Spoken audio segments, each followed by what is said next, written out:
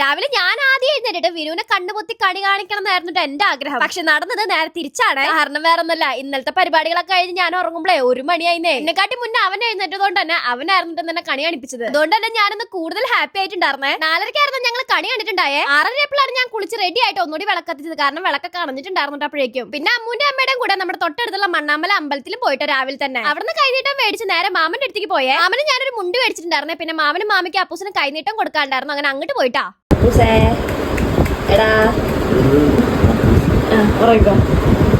അപ്പൂസിന് ഉറക്കത്തിലായിട്ടാ കൈനീട്ടം കൊടുത്തത്. അവിടുന്ന് പിന്നെ കാപ്പിയും കുടിച്ച് നേരെ വീട്ടിലേക്ക് പോന്നെ. മാമനാണെന്നുണ്ടെങ്കിൽ രാവിലെ തന്നെ എനിക്ക് വന്ന് കൈനീട്ടം തന്നിട്ടുണ്ടായിരുന്നു കേട്ടോ. ഇന്ന് വേനു ഓഫീസ് ഉള്ളതുകൊണ്ട് തന്നെ അവൻ ഉച്ചയ്ക്ക് കൊണ്ടുപോകാനുള്ളതും രാവിലത്തെ കാപ്പിക്കുള്ള പരിപാടി അങ്ങോട്ട് സ്റ്റാർട്ട് ചെയ്തു. പിന്നെ കല്യാണം കഴിഞ്ഞിട്ടുള്ള ആദ്യത്തെ വിഷു ആയിട്ടും ജോലിക്ക് പോകേണ്ട എന്റെ വിഷമം തീർക്കാനുള്ള സ്നേഹപ്രകടനമാണ് ഇപ്പൊ കണ്ടോണ്ടിരിക്കുന്നത് നിങ്ങൾ. പിന്നെ അവന് ബ്രേക്ക്ഫാസ്റ്റും കൊടുത്ത് ലഞ്ച് ബോക്സും പാക്ക് ചെയ്തിട്ട് അവന്റെ ഇറങ്ങാനായിട്ടാ. പിന്നെ ഞാൻ ഇട്ടിരിക്കുന്ന ടോപ്പ് ഭയങ്കര അഫോർഡബിൾ റേറ്റിലാണ് വരുന്നത്. താഴെ ഞാൻ എന്റെ ലിങ്ക് കൊടുത്തിട്ടുണ്ട്, ആവശ്യമുള്ളവർ കയറി ചെക്ക് ചെയ്ത് നോക്കിക്കോട്ടാ. പിന്നെ പോയി കഴിഞ്ഞപ്പോ വേറെ ഒരു പണി ഇല്ലാട്ട എനിക്ക്. അതുകൊണ്ട് ഞാൻ കുറച്ചേരം വീഡിയോസും ഫോട്ടോസും ഒക്കെ എടുത്തിട്ടുണ്ടായിരുന്നേ. ഞാൻ വീട്ടിൽ ഒറ്റയ്ക്കായതുകൊണ്ടും ഇനി ആരും വീട്ടിലേക്ക് വരാനില്ലാത്തതുകൊണ്ടും സായിപ്പക്കാട് ഓട്ടോയും വിളിച്ച് ഞാൻ നേരെ ആശമോളെ വീട്ടിലേക്ക് പോയേ. ആശമോളെ വീട്ടിലാണെന്നുണ്ടെങ്കിൽ ഇപ്പത്തെ തയ്യൽ മെഷീൻ മേടിച്ചിട്ടാ. ഞാൻ ഇവിടെ വന്നു കഴിഞ്ഞാൽ ഇപ്പൊ 24 മണിക്കൂറും ഇതിനകത്ത് തിരിപ്പിടിച്ച് കുത്തിരിക്കലാട്ട എന്റെ പരിപാടി. തുന്നി ക്ഷീണിച്ചപ്പോ നന്ദു എനിക്ക് പപ്സും അമുൽ കൂളിന്റെ ഡ്രിങ്കും മേടിച്ചിട്ടുണ്ടായിരുന്നെ. അതും കഴിച്ചിരുന്നു. അപ്പൊ എല്ലാവർക്കും ഹാപ്പി വിഷു ട്ടാ.